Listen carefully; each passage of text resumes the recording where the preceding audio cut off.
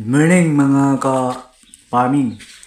Ito naman tayo sa panibagong hamon ng buhay. Kailangan kasi natin madagdagan yung natin, linis. Ganito ako mag-linis. Medyo ko lang siya. Pinast forward. Naka-timelapse po kasi yan. Pakihirap pong maglinis na walang mga kalamitan. Wala tayong makabagong teknolohiya. Ito po yung challenge na ginawa ko para i-challenge yung mga wala na laging nanonood sa internet. Tapos iniisip nila na nangangarap na lang na sana magkaroon kami noon, mapapadali sana ang pagtrabaho.